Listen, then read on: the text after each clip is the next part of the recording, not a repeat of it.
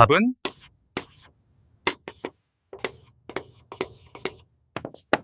캡은 2입니다.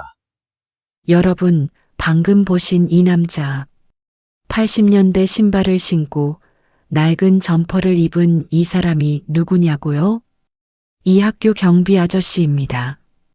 그런데 이 사람이 학교에서 제일 똑똑한 학생도 포기한 수학 문제를 단 몇 분 만에 풀어냈습니다.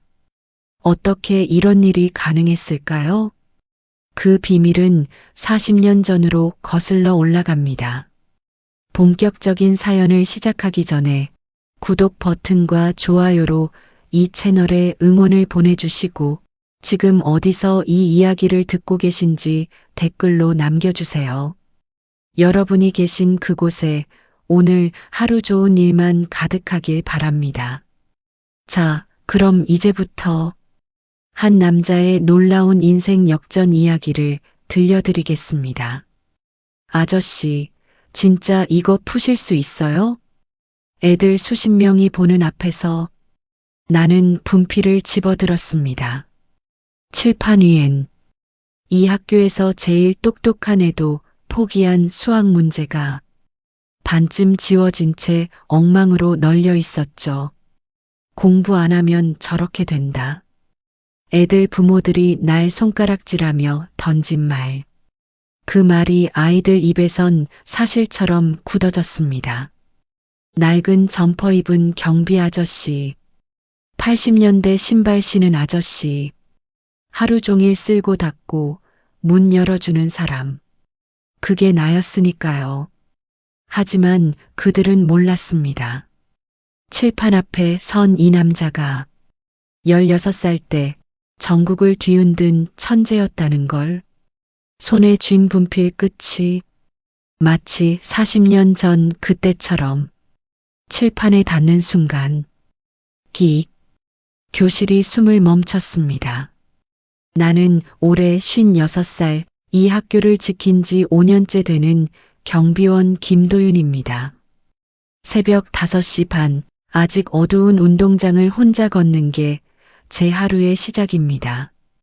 교문 자물쇠를 열고 복도 불을 켜고 먼지를 쓸어내고 나면 비로소 학교가 하루를 시작할 준비를 하죠.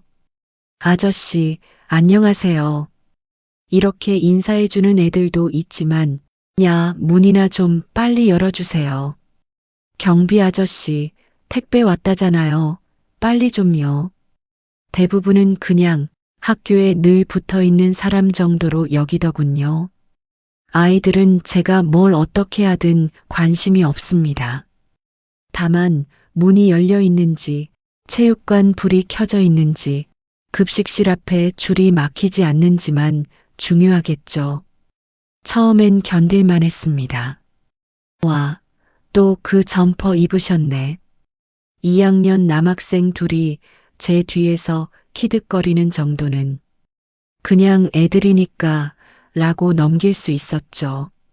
지퍼를 몇 번이나 꿰매 붙인 남색 점퍼, 팔꿈치엔 해진 자국까지 있는 낡은 옷. 야, 우리 학교 경비 아저씨, 맨날 똑같은 신발에 똑같은 점퍼야. 완전 세트임, 세트. 그렇게 웃는 아이들. 덜 여물었고 세상 물정도 모르는 거겠거니 했습니다. 하지만 쉬는 시간 복도를 지나다 우연히 듣게 된 말들은 생각보다 훨씬 날카로웠습니다. 야, 우리 엄마가 뭐라 했는 줄 알아? 공부 안 하면 저렇게 된다고, 경비 아저씨 보라고. 아, 우리 아빠도 맨날 그래. 저렇게 평생 남 눈치 보면서 살기 싫으면 공부하래. 칼처럼 꽂히는 말이었습니다. 아이들이 날 무시하게 된 이유, 사실 절반은 어른들이 만들어준 겁니다. 복도에서 학부모들이 통화하는 걸 스치듯 들어도 그랬습니다. 아니, 애가 가방 잃어버렸다는데 경비는 뭐 하는 거냐고요? 아, 그냥 그런 사람들한테 너무 기대하지 마세요. 그냥 월급 받고 고정된 일만 하는 분들이지 뭘 더 바라요. 그런 말 뒤에 경비 아저씨 들으시겠어요? 이렇게 덧붙이는 경우는 거의 없더군요. 아이들은 그런 걸 다 보고 듣습니다. 어른이 한 번씩 내뱉은 말이 애들 입에선 사실로 굳어지죠. 경비 공부 못해서 저렇게 된 사람.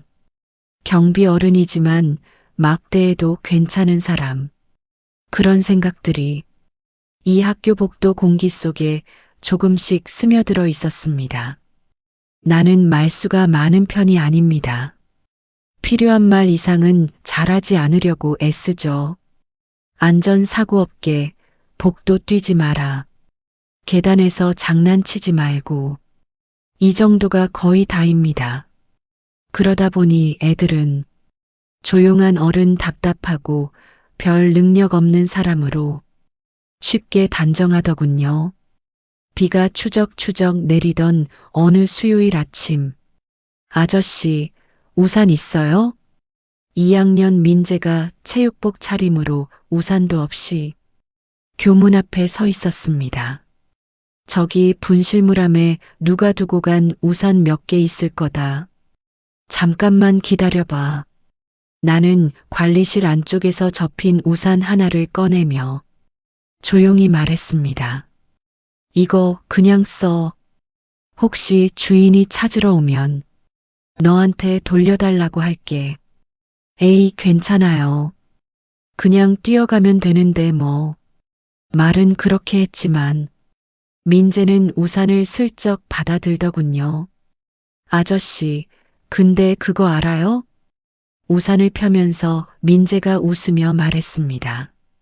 우리 담임이 아저씨 보면 애들한테 항상 그러거든요. 공부 안 하면 저렇게 되는 거야, 알아? 농담이라는데 웃기긴 해요. 그쵸? 심장이 뛰는 소리가 들렸습니다. 나는 그 말을 들으며 우산에 맺힌 빗방울만 멍하니 보고 있었습니다. 그래, 선생님도 농담으로 한 말일 거다. 농담은 웃으면서 들어주면 되는 거지. 그렇게 말하고 억지로 웃는 얼굴을 지어 보였습니다. 민재는 대수롭지 않게 손을 흔들고 비를 뚫고 교실 쪽으로 뛰어갔죠.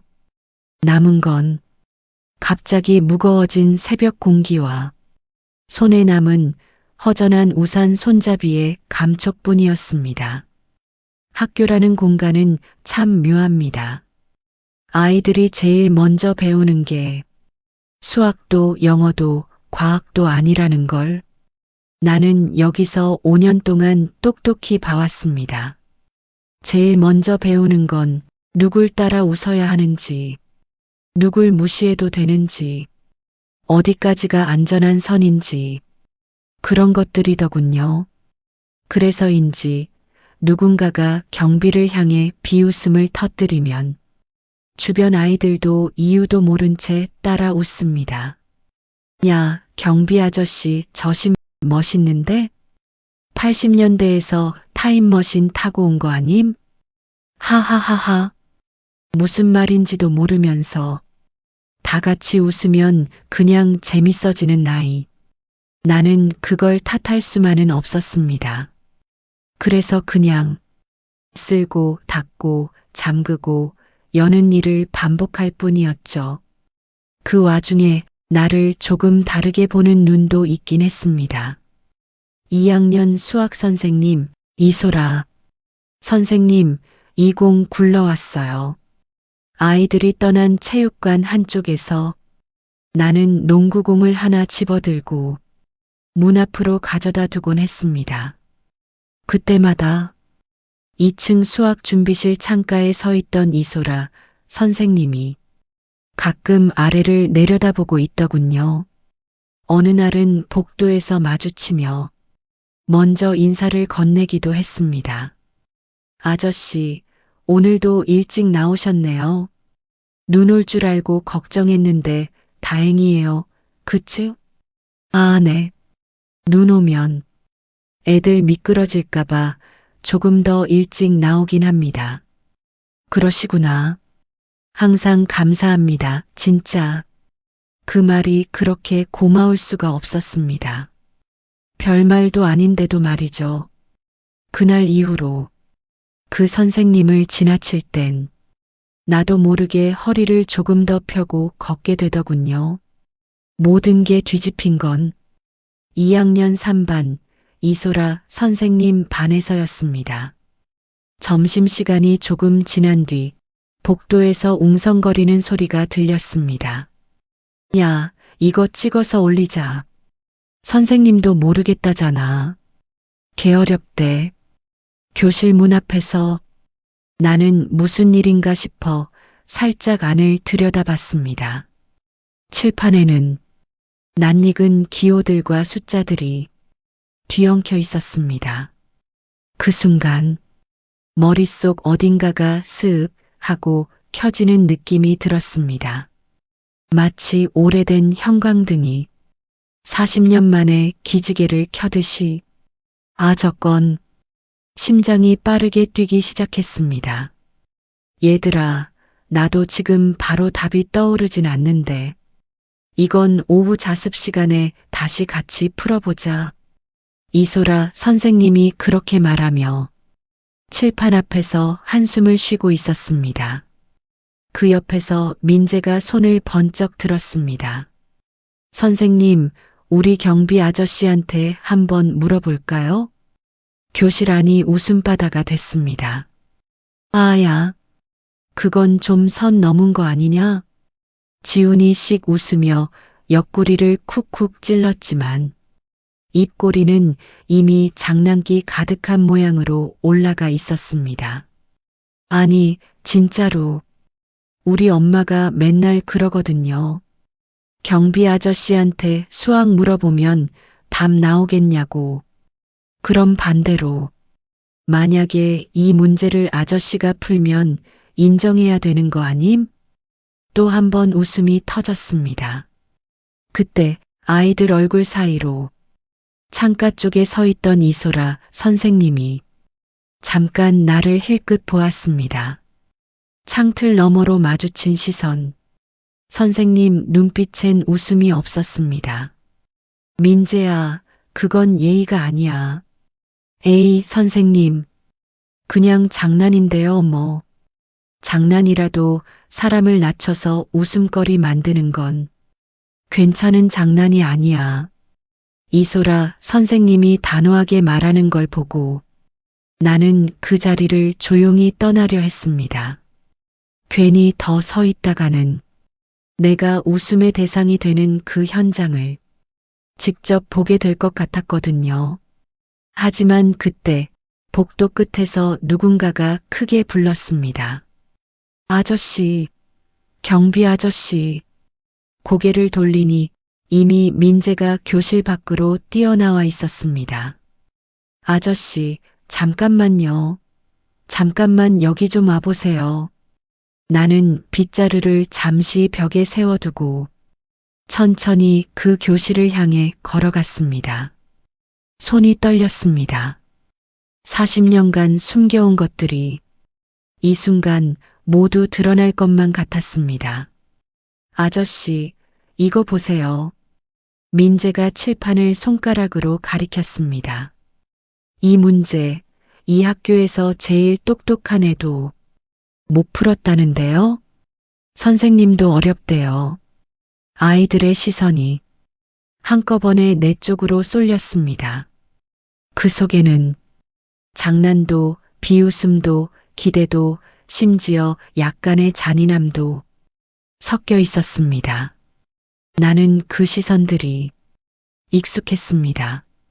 10대 때, 20살 때, 30을 넘기고 40이 됐을 때도 비슷한 눈빛들을 수없이 마주했거든요.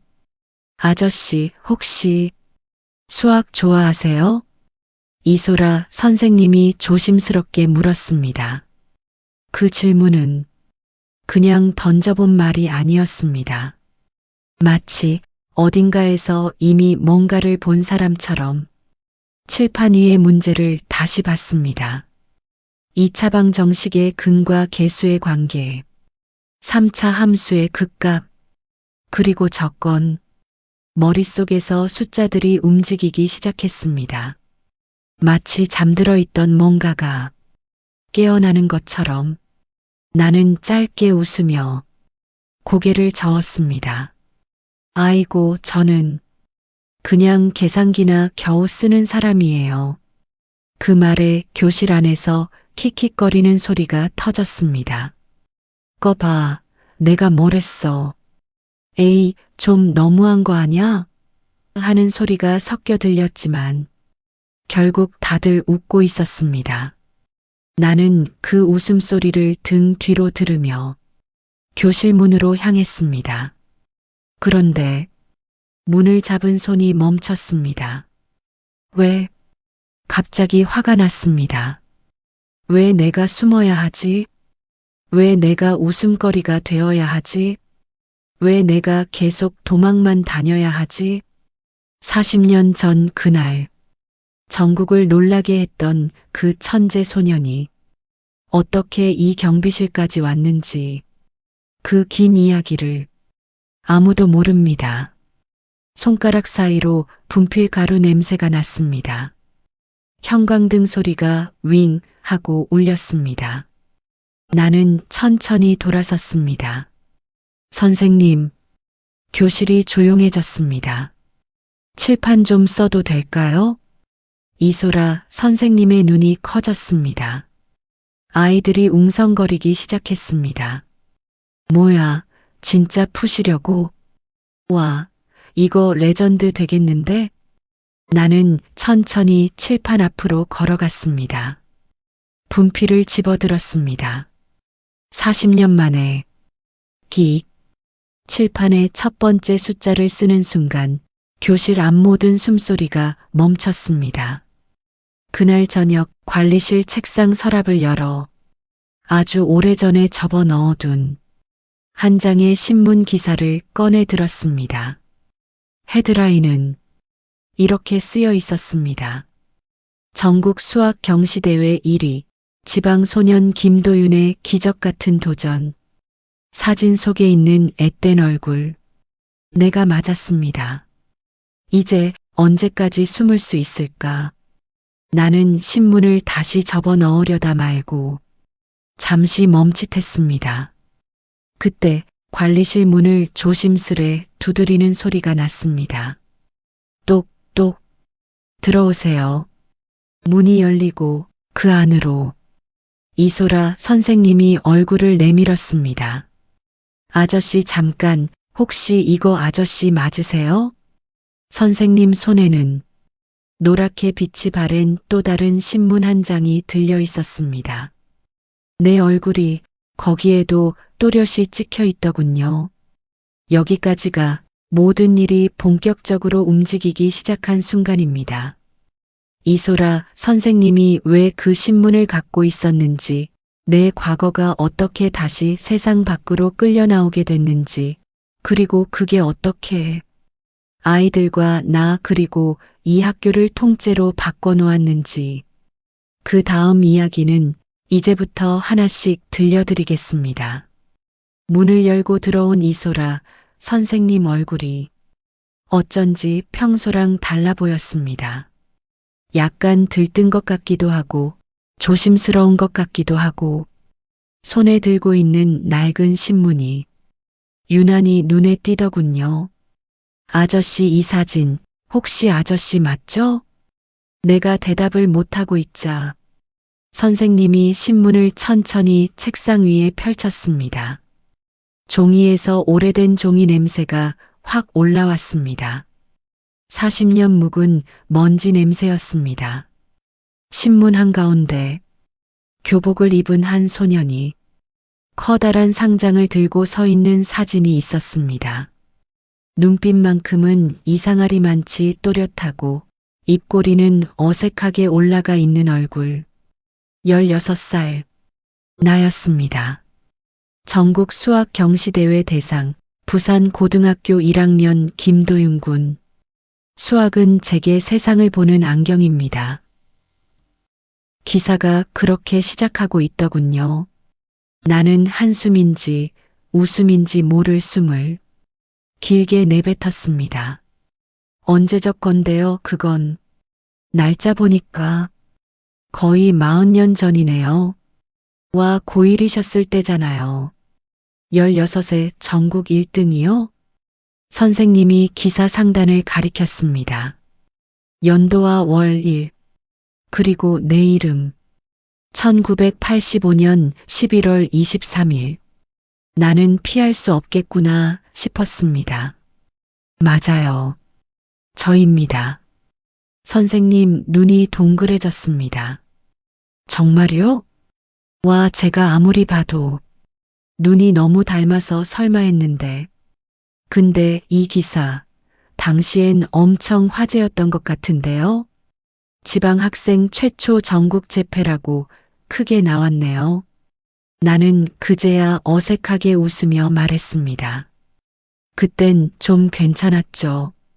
머리 회전도 빠르고 숫자도 참 잘 보이고. 아저씨, 왜 말씀 안 하셨어요? 말해서 뭐합니까?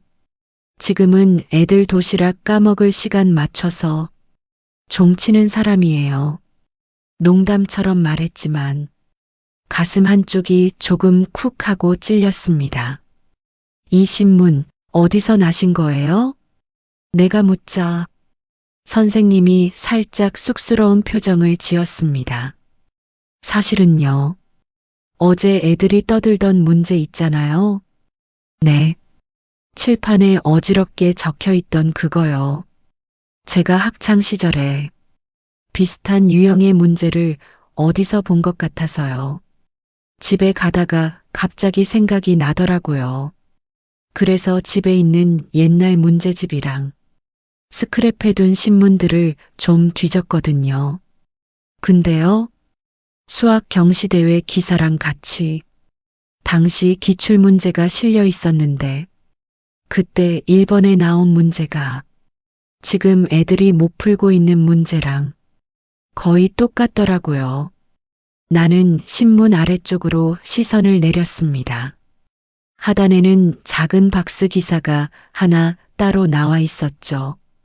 당시 최고 난이도 문제, 김도윤 군만 정답 도출. 만점자가 딱 한 명뿐인 역대급 난이도. 그리고 그 옆에 흐릿하게 인쇄된 수식들이 있었습니다. 그래서 잘 보면 이 문제 아저씨가 이미 40년 전에 한번 풀어보셨던 문제더라고요. 16살 때요. 선생님 말에 나도 모르게 헛웃음이 나왔습니다. 세상이 그렇게 돌고 도는군요. 40년 전 그 문제가 지금 이 학교 칠판에 다시 나타나다니. 근데요, 아저씨. 선생님이 의자를 끌어와 살짝 앉으며 말했습니다. 아까 애들이 많이 실례였죠? 애들이 다 그렇죠.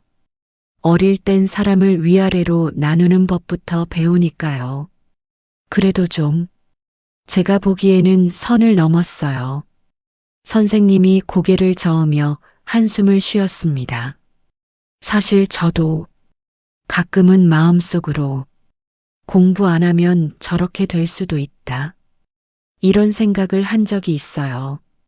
그 말이 의외였습니다. 근데 아까 복도에서 아이가 그 말하는 거 들었어요. 학부모가 실제로 그런 말을 했다고. 그게 너무 찔리더라고요. 어쩌면 저도 비슷한 마음이었을 수 있으니까. 나는 잠시 침묵하다 조용히 말했습니다. 선생님 잘못은 아닙니다. 세상이 그런 거리요. 사람을 직업으로 평가하는데 너무 익숙해져 있잖아요. 그래도 그렇다고 해서 사람을 웃음거리로 만드는 게 당연해지는 건 좀 아니잖아요. 선생님이 단호하게 말했습니다. 그 말에 나는 조금 놀랐습니다. 요즘은 그렇게까지 말해주는 어른을 보기 쉽지 않아서요. 아저씨, 잠시 망설이던 선생님이 내 눈을 보며 말했습니다. 이거 애들 앞에서 한 번만 보여주시면 안 돼요? 뭐요? 아저씨가 누구였는지요? 나는 자리에서 살짝 굳어버렸습니다. 그건 굳이 그럴 필요는 없을 것 같은데요. 왜요? 그냥 조용히 지내고 싶어요. 이 나이에 괜히 튀는 짓 했다가 오히려 더 이상한 소리 듣지 않겠습니까? 이상한 소리는 이미 충분히 듣고 계시잖아요. 선생님 말에 가슴이 잠깐 뜨끔했습니다. 지금 아이들은 경비 아저씨 공부 못해서 저렇게 된 사람이라고 당연하게 생각하고 있어요. 근데 그게 아니라는 걸 한 번쯤은 보여줘야 하지 않을까요? 그걸 왜 굳이 제가 해야죠. 내 목소리가 조금 단단해졌습니다. 저 옛날에 그런 기대 많이 받았습니다. 너는 뭐든 될 수 있다. 반드시 큰 사람 될 거다. 넌 천재다, 천재. 근데요? 근데 인생이 수학 문제처럼은 안 풀리더라고요. 조건이 주어지고 정답이 하나만 있는 게 아니었어요.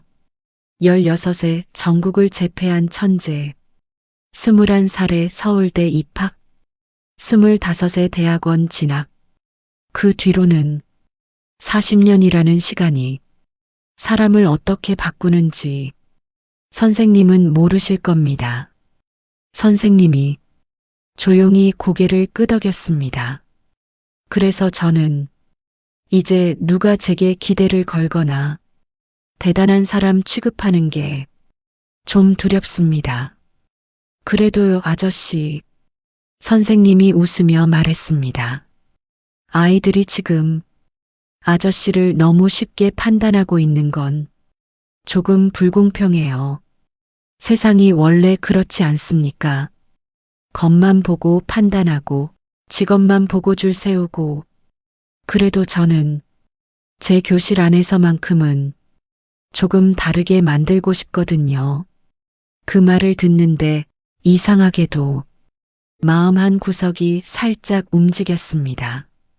교실 안, 아이들과 선생님, 그리고 그 안에서 조금 다르게 만들고 싶다는 마음.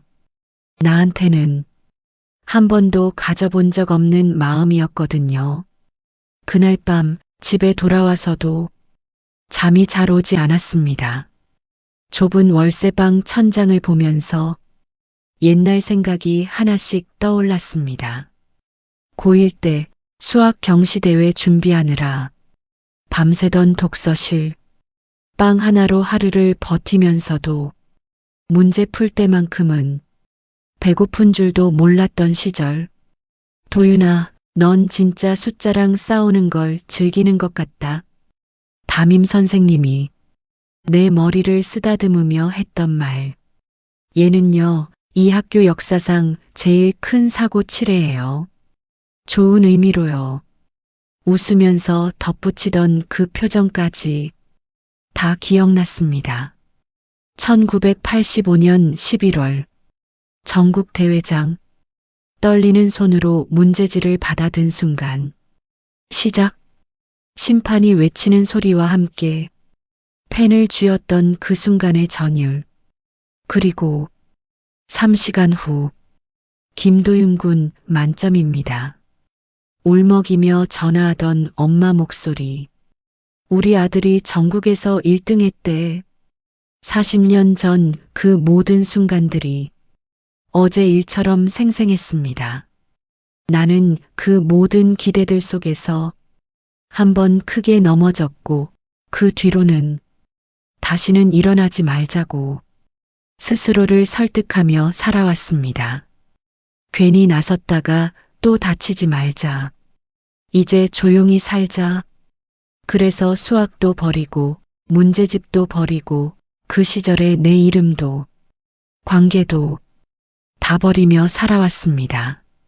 근데 지금 와서 아이들 앞에 다시 서라고요? 무슨 의미가 있을까? 그러면서도 머릿속에는 낮에 봤던 칠판이 떠올랐습니다. 정리되지 않은 식들, 중간에 지워진 흔적, 선생님이 쓴 그리고 학생들이 덧붙인 삐뚤빼뚤한 화살표. 저건 1985년 대회 1번 문제의 변형이구나. 저기다. 어디쯤에 선을 하나 긋고 괄호를 하나 정리하고 양쪽 항을 하나씩 지우면 금방 정리되겠다는 생각이 자꾸만 떠오르는 겁니다. 40년이 지났어도 몸이 기억하고 있었습니다. 에이, 그만 생각하자. 나는 억지로 눈을 감았습니다. 다음 날 아침 학교에 도착했을 때 이미 운동장에는 2학년 남자애들 몇이 나와 축구공을 차고 있었습니다. 아저씨, 공 좀. 그중 하나가 소리를 질렀습니다. 공 하나가 내 쪽으로 빠르게 굴러오고 있었죠. 나는 습관처럼 발끝으로 공을 딱 멈춰 세웠습니다. 우와, 아저씨. 축구 잘하시네. 예전에 좀 했었지. 나는 웃으면서 공을 톡 하고 다시 차줬습니다. 애들 웃음소리가 운동장에 퍼졌습니다. 그 장면만 보면 나쁘지 않았습니다. 그런데 그 뒤에 이어진 말이 문제였죠. 경비 아저씨도 어릴 땐 축구도 하고 그랬구나. 야, 사람은 다 어릴 때가 있다니까. 뭐라도 꿈꾸던 시절. 그러다 현실 보면 저렇게 되는 거지. 맞아, 우리도. 나중에는 저럴 수도 있어. 공부 안 하면. 애들끼리 떠들어대며 웃는데 한 아이가 그러더군요. 그래도 우리 학교 경비는 얼굴이 좀 따뜻해 보여서 괜찮다. 우리 아빠 회사 경비는 완전 무시받는데. 기준이 그거였습니다. 얼마나 사람답게 보이느냐가 아니라 얼마나 덜 불쌍해 보이느냐. 나는 그 말에 괜히 신발끈을 한 번 더 조여맸습니다. 그날 점심시간 복도 끝에서 익숙한 목소리가 들렸습니다. 아저씨. 돌아보니 민재였습니다. 잠깐만요, 아저씨. 우리 교실 쪽으로 잠깐만 와보시면 안 돼요? 또 무슨 일인데? 그냥요, 재밌는 거 하나 보여줄게요. 그 말이 썩 반갑진 않았습니다. 하지만 거절하면 애들이 또 뒤에서 무슨 말을 할지 눈에 선했습니다. 얼마나 걸리는데? 금방 끝나요. 진짜 금방. 민재 뒤로 지훈이랑 다른 애들 몇 명이 슬쩍슬쩍 웃고 서 있었습니다. 그리고 그 옆에는 팔짱을 끼고 서 있는 이소라 선생님이 있었죠. 눈이 딱 마주치자 선생님이 아주 미세하게 고개를 끄덕였습니다. 마치 제가 옆에 있을 테니 걱정 말고 오세요. 라고 말하는 것 같았습니다. 나는 결국 그 교실로 향했습니다. 2학년 3반 문이 열리고 내가 그 문턱을 넘는 순간 웅성거리던 아이들 소리가 잠깐 고요해졌습니다. 그리고 곧 속삭이는 소리들이 들려왔습니다. 야, 진짜 데려왔어. 와, 대박. 저분이 수학? 설마. 교실 앞 칠판 한가운데에는 어제 봤던 그 문제가 다시 한번 정리되어 적혀 있었습니다. 나는 속으로 한숨을 삼켰습니다. 아저씨, 어제 문제 기억나세요? 이소라 선생님이 먼저 말을 꺼냈습니다. 대충요. 뭐, 비슷하게 생긴 얼굴은 기억납니다. 아이들 사이에서 피식 웃음소리가 터졌습니다. 그래서요. 오늘은 아예 다시 적어봤어요. 혹시 그냥 한번 봐주시겠어요? 선생님까지 왜 이러십니까? 아니에요. 놀리려고 하는 거 아니에요. 선생님이 침착하게 말을 이어갔습니다. 어제 집에 가서 책을 정리하다가 정말 우연히 아저씨가 나오신 신문을 봤어요. 교실 공기가 순식간에 바뀌었습니다. 에이, 설마 경비 아저씨가 뭐요? 연예인이었어요? 수학 경시 대회요. 선생님이 조용히 말했습니다. 전국대회 1985년 만점으로 1등. 세 단어가 교실 천장에 울려 퍼졌습니다. 거짓말. 에이, 말도 안 돼. 1985년이면 40년 전이잖아. 아이들 눈이 일제히 나를 향했습니다. 믿기 어렵다는 눈, 웃음과 의심이 섞인 눈, 그리고 어딘가 조금 불편해 보이는 눈. 나는 갑자기 손이 조금 떨리기 시작했습니다. 선생님이 내 표정을 살폈습니다. 아저씨, 혹시 여기 잠깐만 서 보시겠어요? 칠판 앞. 그 자리, 나는 몇 번이고 피해왔던 자리였습니다. 학생일 때도 어른이 된 후에도. 하지만 그날따라 이상하게 찔리는 말들이 머릿속을 맴돌았습니다. 공부 안 하면 저렇게 된다. 경비한테 뭘 바라냐. 아이들이 그런 말에 웃는 모습, 그걸 자연스럽게 받아들이는 공기. 언제까지 그냥 고개 숙이고만 있을 거냐. 내 안에서 누군가가 조용히 말했습니다. 그래서일까요? 나는 결국 선생님 손에서 분필을 받아들고 말았습니다.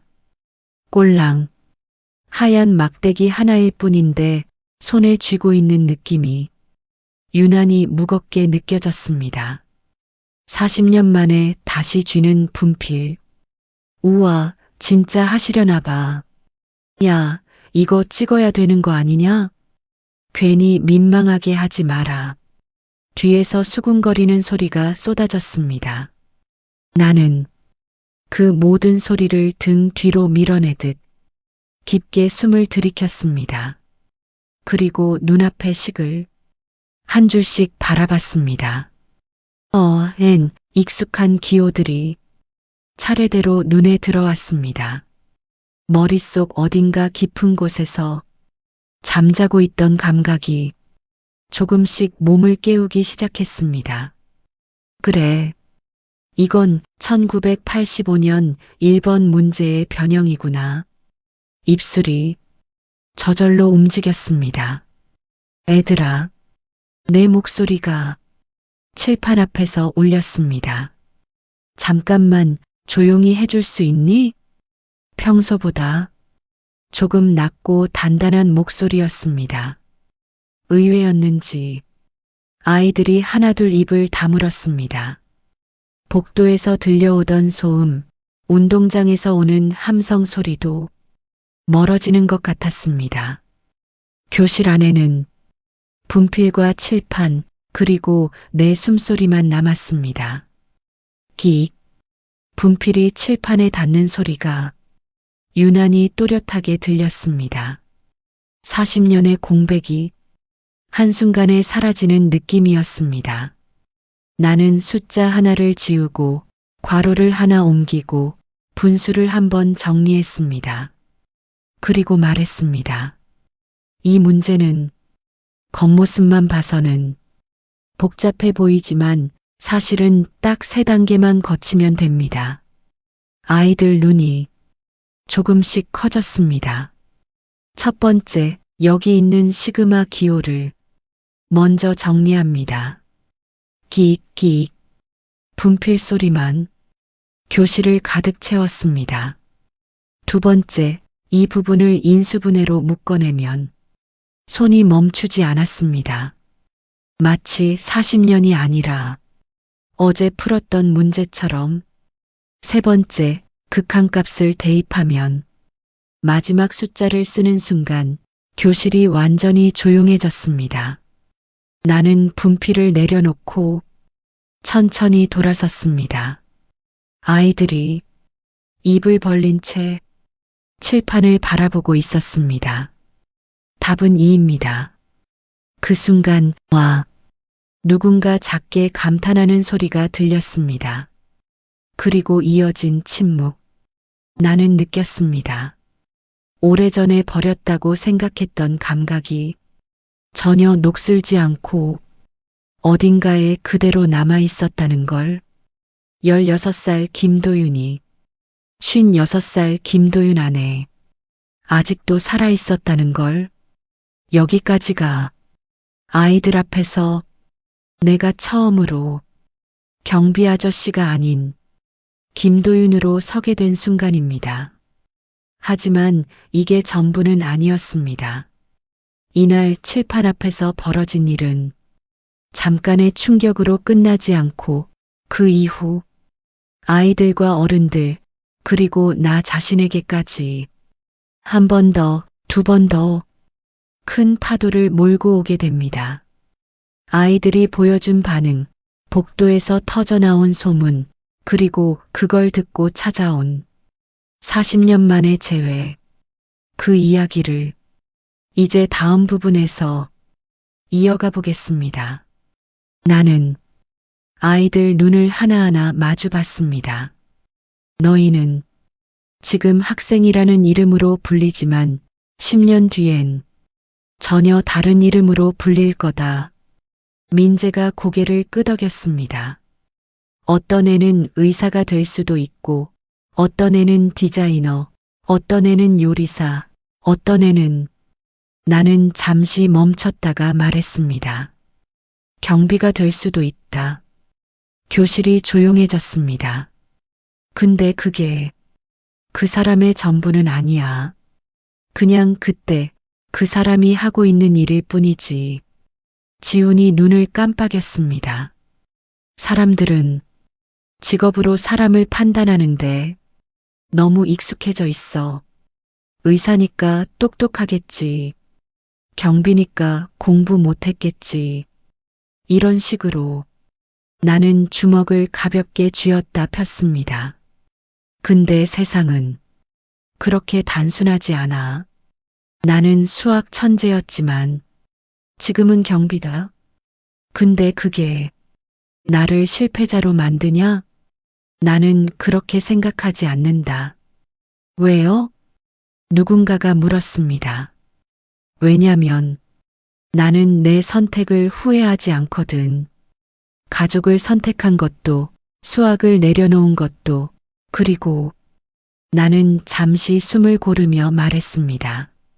지금 이 자리에서 경비로 일하고 있는 것도. 아이들 표정이 묘하게 흔들렸습니다. 근데요, 아저씨. 창가 쪽에 앉아있던 한 여학생이 조심스럽게 손을 들었습니다. 그래도 아쉽지 않으세요? 유학도 가고 교수도 될 수 있었을 텐데. 전곡을 찌르는 질문이었습니다. 나는 솔직하게 대답했습니다. 아쉽지. 당연히 아쉽다. 애들이 놀란 표정을 지었습니다. 근데 아쉬움이랑 후회는 다르거든. 아쉬움은 그때 그랬으면 좋았을 텐데라는 감정이고, 후회는 그때 그렇게 하지 말았어야 했는데라는 거잖아. 나는 창밖을 잠깐 보다가 다시 아이들을 봤습니다. 나는 내 선택을 후회하진 않아. 다만 아쉬울 뿐이지. 그 말에 교실이 잠깐 조용해졌습니다. 그리고 하나 더. 나는 손가락을 하나 들었습니다. 인생은 한번 틀어진다고 끝나는 게 아니야. 민재가 몸을 앞으로 숙였습니다. 저는요, 40년 동안 수학을 완전히 버리고 살았다. 근데 어제 40년 만에 다시 분필을 잡았어. 그리고 깨달았지. 아, 나는 아직도 이걸 할 수 있구나. 손가락에 남은 분필 가루를 살짝 털어냈습니다. 너희가 지금 무슨 꿈을 꾸고 있든 그게 10년 뒤에 바뀔 수도 있어. 20년 뒤엔 또 바뀔 수도 있고. 근데 그게 실패는 아니야. 그냥 인생이 그런 거지. 지훈이 눈을 반짝이며 물었습니다. 그럼 아저씨, 이제 다시 수학하실 거예요? 글쎄, 나는 웃었습니다. 지금 당장 뭘 하겠다고. 큰 소리 칠 순 없어. 근데 하나는 확실해. 뭔데요? 나는 더 이상 내 과거를 부끄러워하지 않을 거다.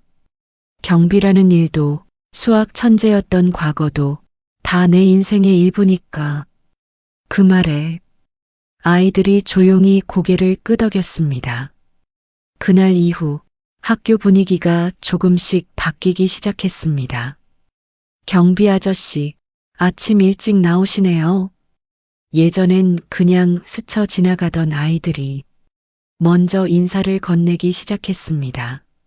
아저씨, 어제 수학 문제 풀다가 궁금한 거 있는데 점심시간에 여쭤봐도 돼요? 민재가 쪽지를 들고 관리실로 찾아왔습니다. 그래. 근데 너무 어려운 건 나도 잘 모를 수 있어. 괜찮아요. 그냥 같이 고민해 주시기만 해도 도움 될 것 같아요. 그 말이 이상하게 가슴을 뭉클하게 했습니다. 복도에서 학부모들이 지나가다 나를 보는 눈빛도 조금씩 달라졌습니다. 아, 경비 아저씨. 그 기사 봤어요. 그게 정말 아저씨였어요? 한 학부모가 조심스럽게 물었습니다. 네, 맞습니다. 와, 그럼 우리 애한테 혹시 수학 좀 봐주실 수? 아니, 죄송합니다. 제가 너무 무례하네요. 아니에요. 그 정도 부탁은 언제든 괜찮습니다. 그런 대화들이 하나둘 쌓이기 시작했습니다. 한 달쯤 지났을 때 교장 선생님이 나를 교장실로 불렀습니다. 김도윤 씨. 네, 교장 선생님. 요즘 학교 분위기가 많이 좋아졌어요. 아이들이 직업에 대한 편견을 조금씩 버리고 있다는 얘기를 여러 선생님들한테 들었습니다. 교장 선생님이 미소를 지었습니다. 그게 다 김도윤 씨 덕분이라고 생각해요. 그 정도까지는 아니에요. 사실은 제안이 하나 있어서 불렀습니다. 교장 선생님이 서류 하나를 내밀었습니다. 혹시 방과 후 수학 강사로 아이들을 가르쳐 보실 생각 없으세요? 나는 서류를 받아들고 깜짝 놀랐습니다. 방과 후 강사요? 네. 주 3회 정도 수학에 흥미 있는 아이들을 모아서 가르쳐 주시면 어떨까 해서요. 근데 저는 교사 자격증이, 방과 후 강사는 교사 자격증이 필수는 아닙니다. 실력과 열정이 있으면 충분해요. 교장 선생님이 진지한 얼굴로 말했습니다. 김도윤 씨, 이 학교에 좋은 씨앗을 심어주세요.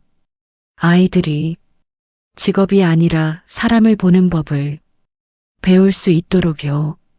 나는 한참을 서류를 내려다봤습니다. 40년 만에 다시 펼쳐지는 기회, 시간을 조금만 주시겠습니까? 물론입니다. 천천히 생각해 보세요. 그날 밤 나는 박창수에게 전화를 걸었습니다. 야, 갑자기 웬일이야? 창수야, 왜 무슨 일 있어? 나 방과 후 강사 제안 받았다. 전화기 너머로 잠깐 정적이 흘렀습니다. 진짜? 응. 야, 김도윤. 창수 목소리가 묘하게 떨렸습니다. 그거 해. 무조건 해. 근데 야, 너 40년 동안 숨어 살았잖아.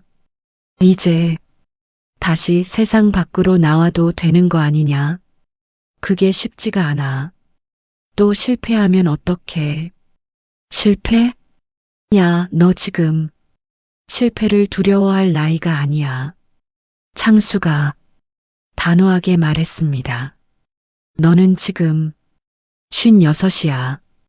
인생 절반도 안 산 거라고. 나머지 절반은 내가 진짜 하고 싶었던 거 하면서 살아봐. 그 말이 가슴에 꽂혔습니다. 근데 김도윤, 창수가 내 이름을 불렀습니다.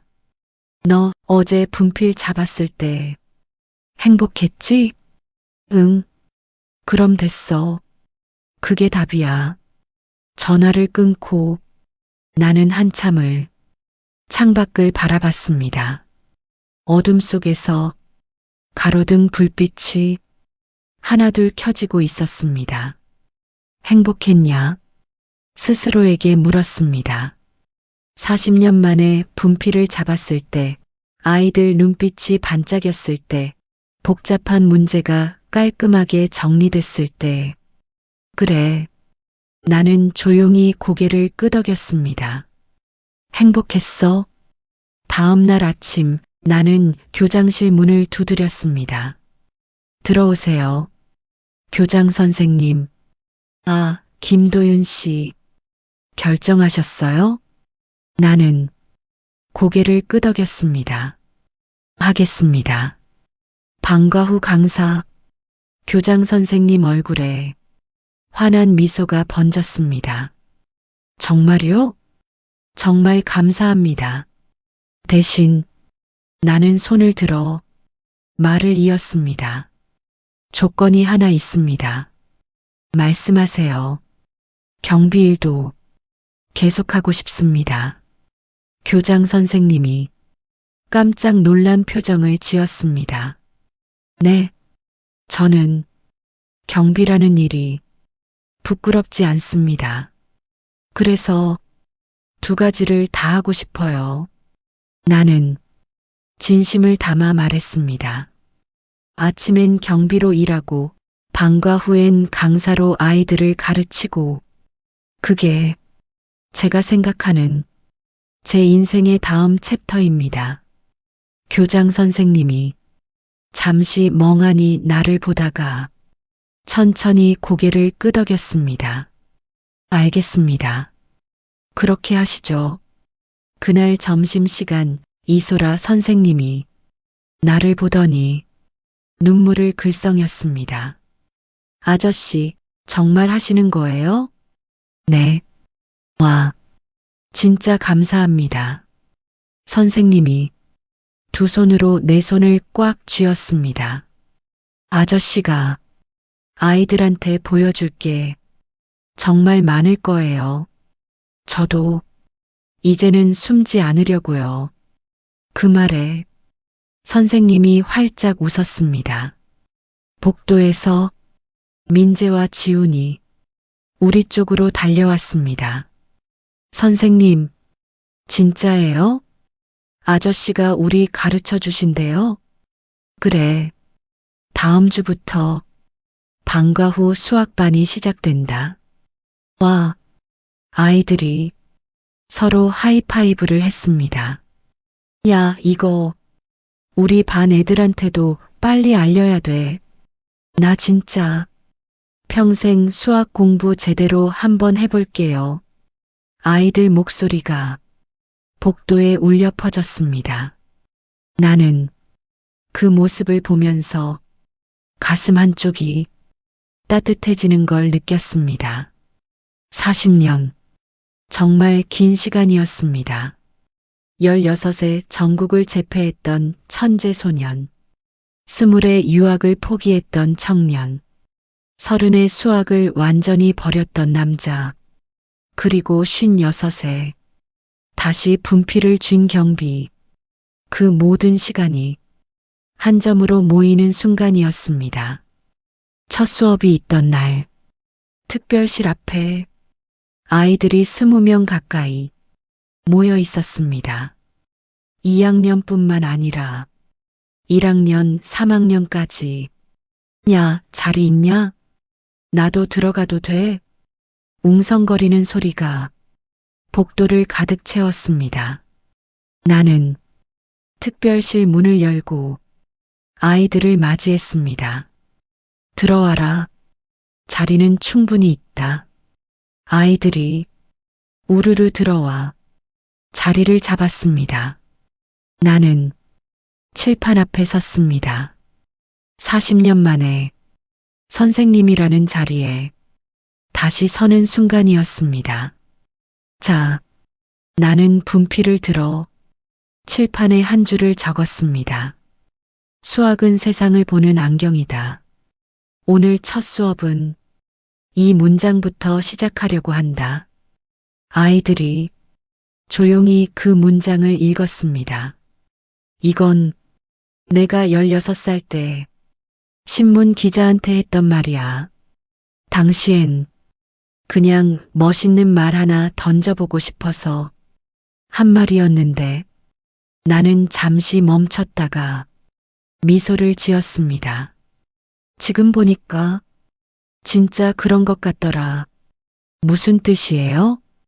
민재가 물었습니다. 수학은 정답을 맞히는 게임이 아니야.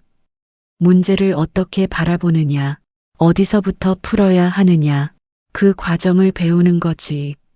나는 칠판에 간단한 수식 하나를 적었습니다. 이 문제를 보면 어떤 애들은 어렵다고 생각하고 어떤 애들은 쉽다고 생각해.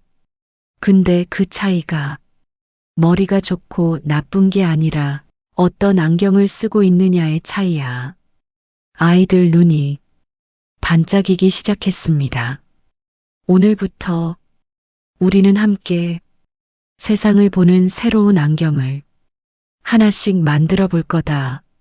나는 분필을 칠판에 대고 천천히 숫자를 적기 시작했습니다. 끽. 그 소리가 교실을 가득 채웠습니다. 40년이라는 시간이 한순간에 사라지는 느낌이었습니다.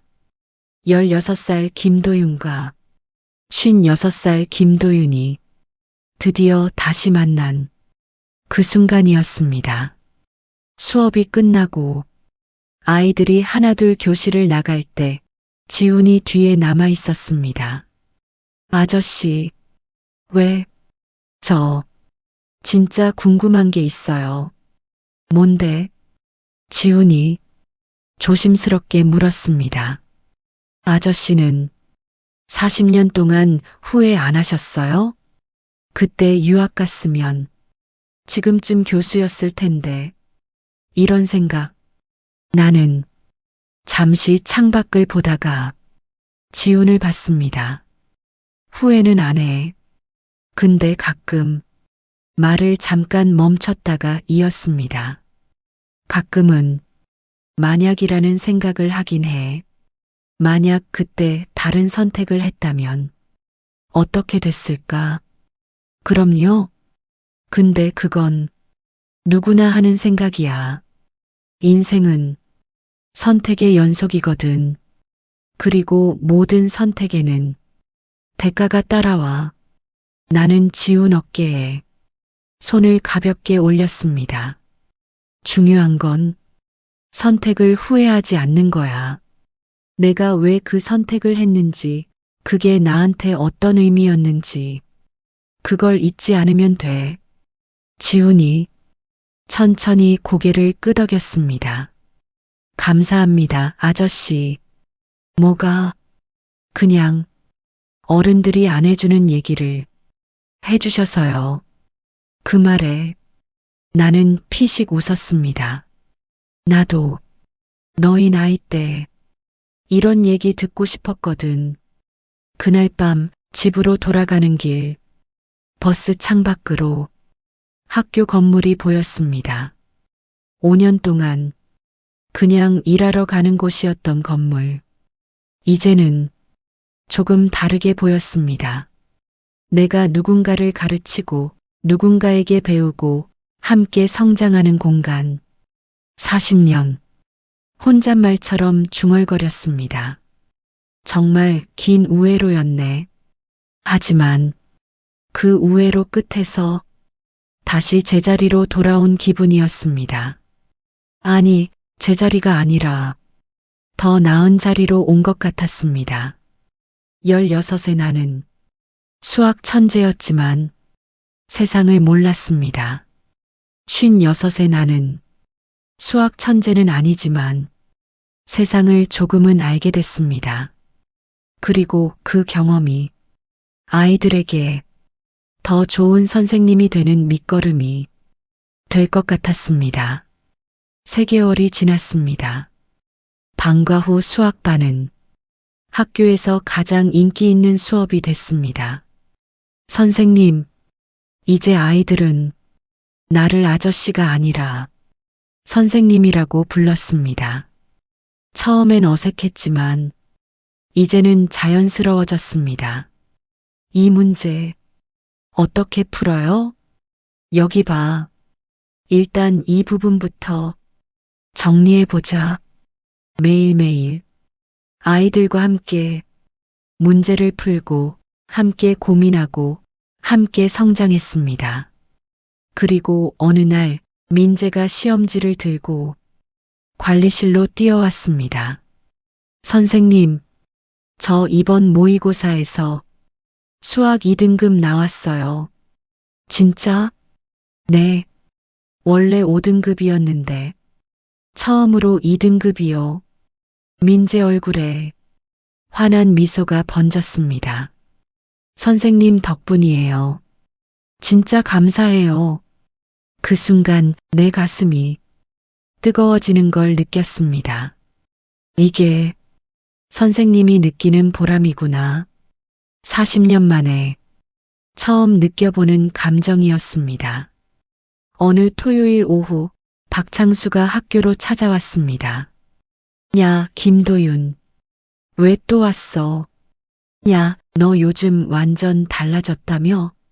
창수가 씩 웃으며 내 어깨를 쳤습니다. 동네에서 소문났더라. 학교 경비 선생님 완전 레전드래. 레전드는 무슨? 아니, 진짜 요즘 애들 엄마들 사이에서 네가 연예인이야. 창수가 휴대폰을 꺼내 학부모 커뮤니티 글을 보여줬습니다. 방과 후 수학 선생님 추천합니다. 우리 애가 이 선생님 만나고 수학을 처음으로 재밌어 해요. 경비이셨던 분인데 진짜 가르치는 실력이 어마어마하세요. 댓글도 수십 개가 달려 있었습니다. 진짜요? 우리 애도 보낼까요? 저희 애 이번에 성적 올랐어요. 이런 선생님이 진짜 선생님이죠. 나는 화면을 보면서 피식 웃었습니다. 뭐야, 이거. 야, 너 이제 인생 2막 시작한 거야. 창수가 진지하게 말했습니다. 40년 동안 숨어 살다가 이제야 세상 밖으로 나온 거지. 그런가?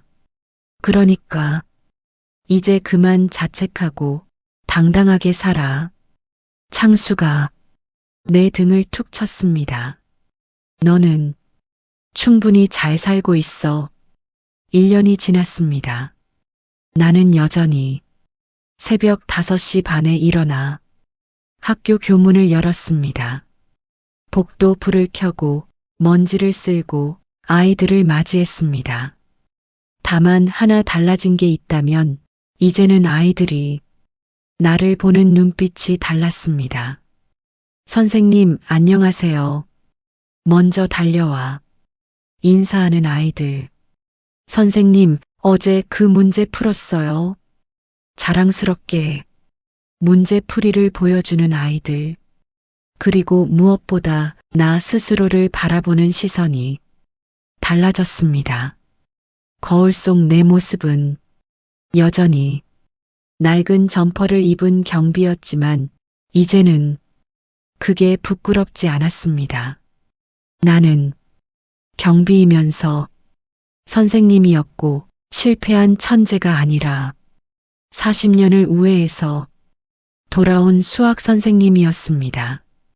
어느 날 저녁 수업이 끝나고 이소라 선생님이 찾아왔습니다. 선생님, 네, 이거 보셔야 할 것 같아요. 선생님이 편지 한 통을 내밀었습니다.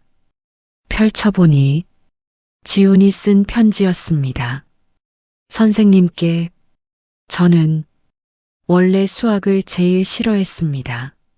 어렵고 재미없고 왜 배우는지도 모르겠고, 근데 선생님 만나고 처음으로 알았어요. 수학이 재밌을 수도 있다는 걸, 그리고 더 중요한 걸 배웠어요.